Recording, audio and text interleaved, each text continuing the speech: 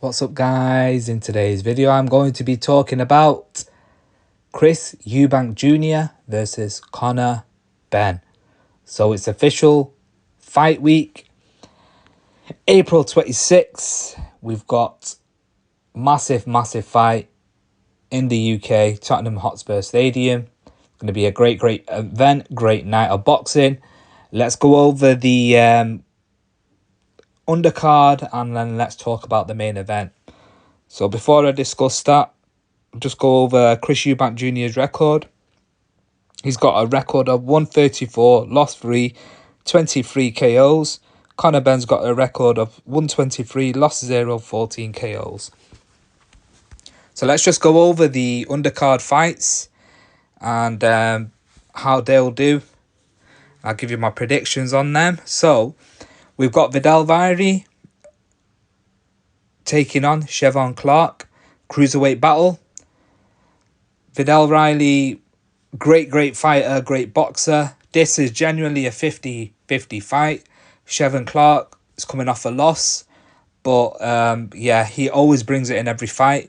I'm expecting a very fun matchup. Vidal Riley, has been showing improvements, stepping up each time, beating opposition. So it's a 50-50 fight, and I'm really looking forward to seeing how this matchup takes place. You've got Chris Smith versus Brandon Glanton. That's at cruiserweight. Chris Smith is coming off a loss against Zordo Ramirez. Gilberto Ramirez beat him. He lost his WBO cruiserweight title, and now Ramirez has the WBA and the WBO. Chris Smith is on a comeback. This will be a great matchup, but I'm expecting Chris Smith, depending on how his mental state is and how he does, I'm expecting him to get this decision and getting a win under his belt in this fight. I think it will be quite a straightforward win for him. Brandon Glanton, I've seen him fight before, but I don't think he's going to be, on the level of Chris Smith. That's just my personal opinion. You've also got Liam Smith taking on Aaron McKenna at middleweight. Aaron McKenna is a youngster that's up and coming. Dangerous fight for Aaron McKenna. Obviously, Liam Smith has proven there, and he's been, trial and tested as well. But I'm expecting a fun fight in this one. Again, this is a 50-50, but if I have to go with anyone, I'll go with the experience, as I feel that Liam Smith should have a bit too much for Aaron McKenna. But let's see how that fight goes. I'm expecting a good fun fight with that. Anthony Yard is taking on Lyndon Arthur, so it's a trilogy fight at light heavyweight. This fight alone, it's an interesting matchup, but we've already seen what happened in the first two fights, and I'm expecting a fun fight, but it's a bit hard to call really, because it just depends on which Lyndon Arthur turns up. Anthony Yard has been on a bit of a roll again. Obviously, the ring activity has not been good for him, but in general, yeah, he was coming off a win. I think he was 14 on the first boxer card that he signed up with Boxer now. So, yeah, I'm expecting this fight. This is genuinely an interesting matchup, but picking a winner for this one, if I have to go with someone, I'll have to go with Anthony Yard. I think Anthony Yard, obviously Lyndon Arthur beat him the first time, and then Lyndon Arthur lost the second time. So let's watch this space and see what happens. It'll be a great matchup. I'm expecting a good fight. Let's see how it takes place. And the main event, Eubank Jr. versus Conor Benn at middleweight. Now, with this fight, genuinely, it's an interesting matchup. But if I have to go with someone, and someone out there, I really do feel Eubank Jr. will have a bit too much. Now, what I do feel is that first 6 rounds, I feel Conor Benn will be very explosive, coming forward, letting his hands go.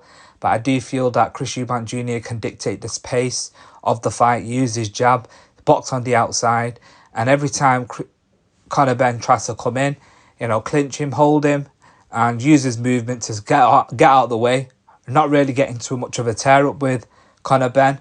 And then after that, I feel that Eubank Jr. can dictate the pace of the fight and control the distance and beat Conor Benn.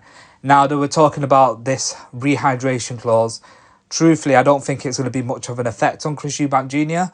because there's been news now that he's going to be weighing in the morning, so it'll be 10 o'clock in the morning for the rehydration clause, so he can't rehydrate over 170 pounds. So it's going to be a £10 limit that he can't go over. So on fight night, on the weigh-in, he will be 160 as the weigh-in, and then he can't put on more than £10 the next day. And that's going to be at 10 o'clock. They're going to have the pre-check weigh-in, and he can't rehydrate over 170 pounds. But then after that, once he's got in there and he's 170 on Saturday morning at 10 o'clock, then he's got all them hours up until the evening to eat and refuel up properly. So I don't think it'll be much of an issue for Chris Eubank Jr. Genuinely, I don't think it will be. And I think he will make it quite comfortably. But let's see what happens in general and how he does in the weigh-in. But personally, yeah, I'm expecting a fun fight. It has gripped the imagination of the fans and everyone's excited.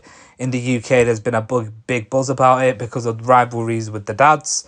And now the sons are settling it at this fight. But yeah, genuinely, I think I can just see Chris Eubank Jr. being a bit too much. Also, when you look at opposition, Chris Eubank Jr. has fought. Yes, we understand that he's lost to the opposition that he's faced, but he's fought George Groves at super middleweight. He's fought Arthur Abraham at middleweight. Yildirim he knocked out. He's also fought, he fought Liam Smith, who is a big, Liam Smith's not a small puncher. He's got a good punch on him as well. He's fought him. He's fought James DeGale.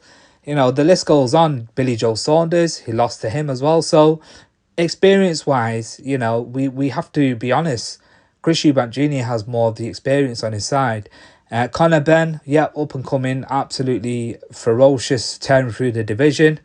But, when he fought Azoko, the Mexican who also got caught for enhancement drugs, PEDs, he was already drug tested, but Conor Benn was landing shots after shots, and that was I think it was at junior middleweight that fight was, wasn't it? So junior middleweight there, and then he fought Peter Dodson, and he was landing combinations, but again that off of knocking guys out. Yeah, he swarms his opponents with fast combinations, but at welterweight it was a bit different story. I feel that the level of opposition, I think Chris Eubank Jr. has got this in the bag, and I think he will prove a point. And and I'm expecting him to do a masterclass, really. Well, masterclass, I think, is going to be a close fight, but I do feel that Chris Eubank Jr. will get the decision. Anyway, let me know what your thoughts are on the card, on the fights itself, and how do you see Chris Eubank Jr. versus Conor Benn going? Let me know your thoughts. Remember to subscribe to my YouTube channel, comment down below, hit the notification button, hit the like button. Triple B Boxing TV. Thank you.